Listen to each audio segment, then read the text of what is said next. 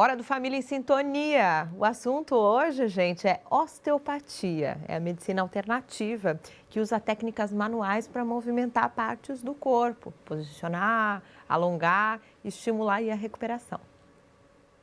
A osteopatia é uma técnica terapêutica para trazer alívio da dor e reabilitar os pacientes. Nos bebês, ela é essencial quando surgem alguns sinais, que podem ser causados antes do nascimento ou desenvolvidos por hábitos do dia a dia. Sinais são o bebê ter preferência por um dos lados da cabeça, por um dos seios para mamar, ter dificuldade ou se sentir muito desconfortável quando é colocado de barriguinha para baixo, naquela posição do tummy time, ele não tem vontade, ele chora, ele reclama, ou um bebê muito choroso que a mãe, a família, o pediatra não estão achando uma causa, isso pode ser uma tensão, pode ser um incômodo. Quando os pais olham o bebezinho de cima, perceberem que um dos lados está mais amassadinho ou mais aplanado, a gente chama isso de plagiocefalia, que é a cabeça em paralelogramo, Uma orelha normalmente está mais para frente que a outra. Outra questão, quando essa parte do crânio é mais alta e essa parte da testinha do bebê do frontal está mais baixa. Isso também é uma alteração nessa questão de harmonia dos ossos da calota craniana. A função do profissional especializado em osteopatia pediátrica é identificar algumas tensões no corpo do bebê. Por isso é feita uma avaliação de uma forma bem criteriosa, dos pés à cabeça, prevenindo com o tratamento muitos desequilíbrios na vida adulta. Vamos trazer essa questão para os bebês. A gente atua muito na parte do crânio do bebê, na relação da cabecinha dele, da coluninha cervical, do pescoço, e nas questões digestivas. E se o bebê não for tratado com alguma dessas questões relacionadas à cabeça, às assimetrias e ao pescoço, isso na vida adulta pode trazer algumas questões relacionadas a distúrbios da oclusão dos dentes, drenagens dos seios da face, desvio de septo, alguma incoordenação dos músculos dos olhos, potencialmente causadora de escoliose, que é um desvio tridimensional na coluna. Por conta disso, a osteopatia já é bem conhecida em outros países da Europa e vem sendo difundida no Brasil. São usadas técnicas suaves especificamente para os bebês. Geralmente, o tratamento dura em média 10 sessões, dependendo de cada caso, mas não precisa ter nenhum tipo de queixa para procurar um profissional.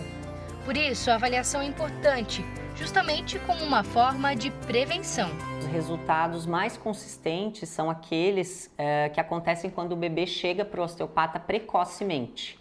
Então, quanto antes o bebezinho vir, eu normalmente recomendo que venham depois da primeira semana de nascimento, porque a rotina em casa já está mais ajustada, Então, assim, entre 10 a 15 dias podem trazer o bebê para avaliação. E essa abordagem, quanto mais precoce, mais rápido o tratamento e mais efetivo ele é. Pois é, e a gente segue falando do assunto agora com a doutora em farmácia e orientadora parental Thalita Tonin. Ela vai responder a pergunta que muitos pais devem ter se feito ao assistir essa reportagem, Todas as crianças devem passar por uma avaliação com um osteopata? Vamos ouvir. O ideal é que sim. Bom, passado aí as 2 primeiras semanas, que são bastante agitadas, essa ida ao osteopata é interessante. Inclusive, é uma prática habitual em países da Europa, porque ela auxilia no diagnóstico e tratamento de disfunções, como as famosas cólicas, refluxos e até os despertares noturnos. Muitas crianças, até mesmo ali no momento do parto, elas podem passar por uma compressão ou alguma restrição nesse corpo ou no crânio, e que se não forem corrigidas logo após o nascimento e na primeira infância, podem vir a gerar aí compensações futuras, alterações mecânicas que vão ser sentidas ao longo de toda a vida adulta. E também, gente, tem um lado positivo do toque aí da osteopatia, que por si só relaxa, acalma, acalenta.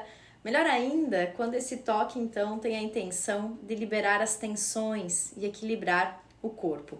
As crianças, elas sofrem influência de muitos agentes disruptores, como a inatividade física, quando moram em apartamentos, ficam muito restritos.